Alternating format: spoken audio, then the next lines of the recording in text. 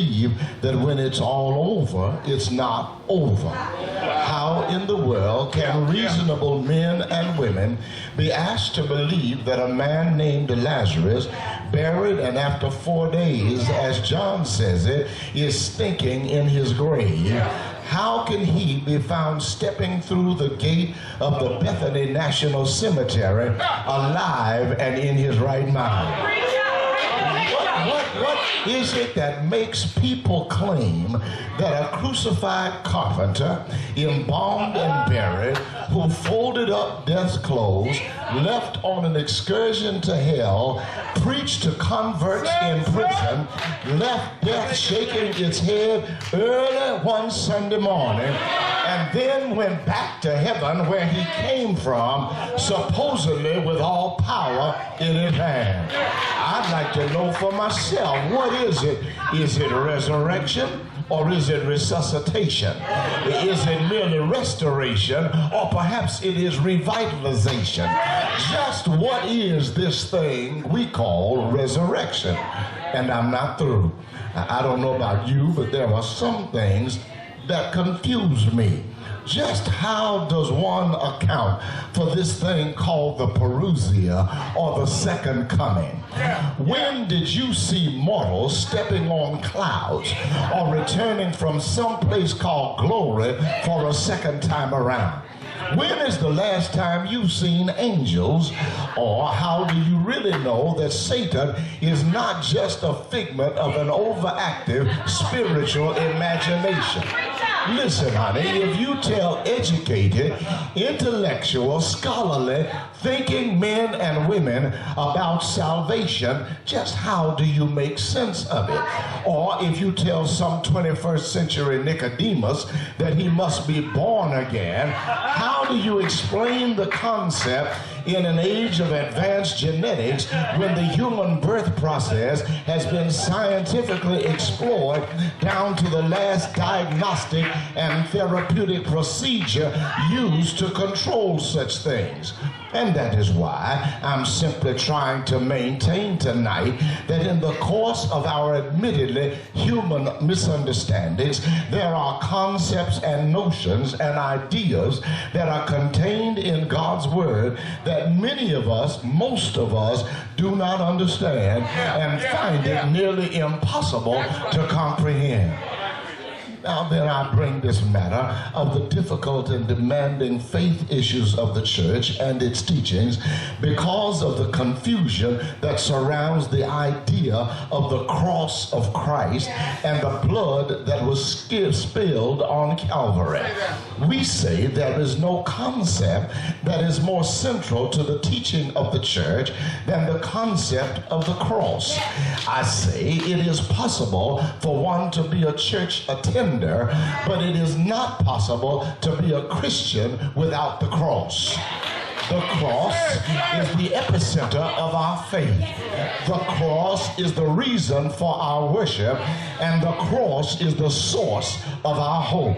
There are no boundaries for the cross. Someone said it reaches to the highest mountain and it flows to the lowest valley. According to John Bowers, it towers o'er the wrecks of time. Alistair McGrath of the Church of England, in his book entitled The Mystery of the Cross, has suggested that the world takes more note of the cross on a hill than it does of the Sermon on the Mount. And more to the point, there is no question that our preaching is centered in the cross. Gardner Taylor of the Concord Church in Brooklyn is fond of saying that no matter where a sermon a preacher begins, he would do well to go just as quickly as possible across country to Calvary. Come closer, if you will, for I am convinced that the power of the cross is not in the cross itself.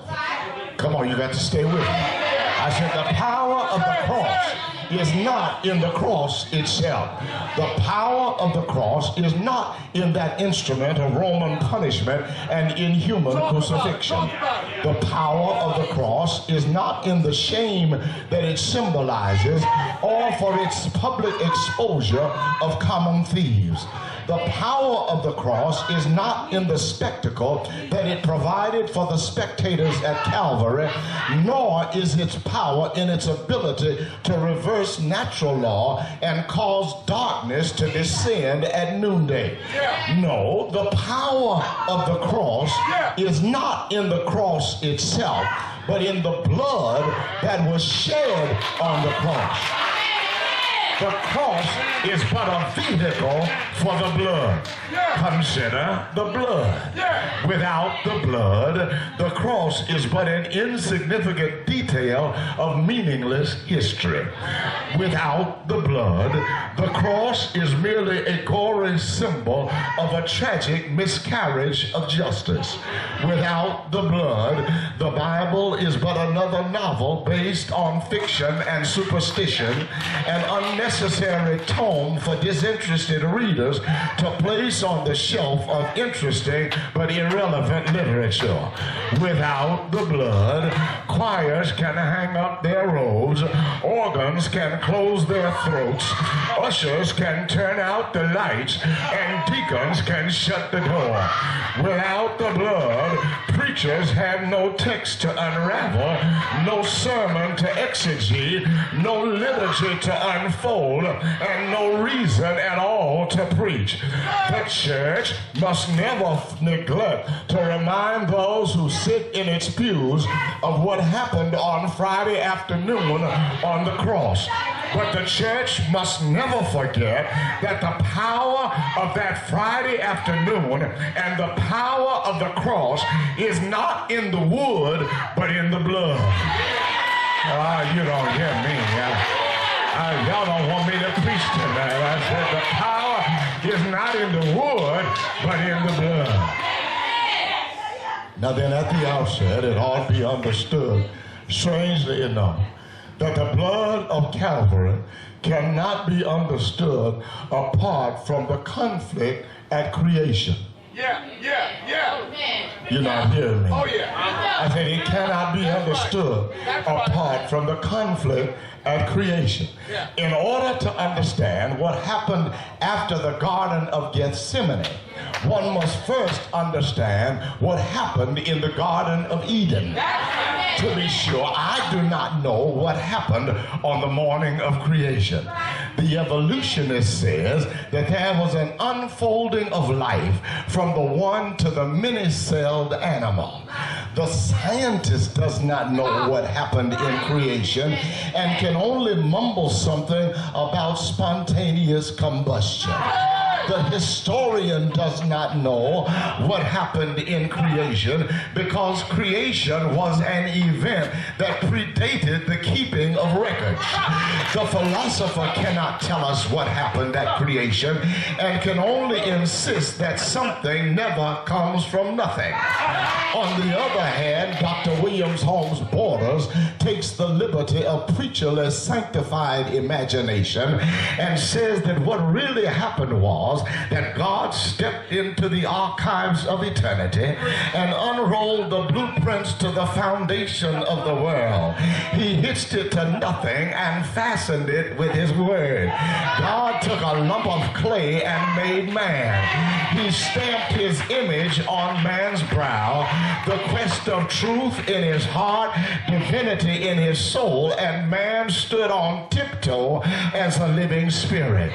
To such poetry and prose, the scholarly among us might only say, maybe so, maybe not.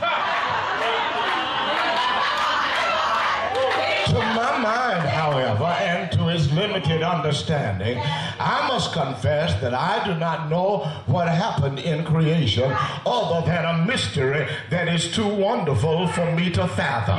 All I know is that the book of Genesis says, in the beginning, God created the heavens and the earth. And honey, that's good enough for me.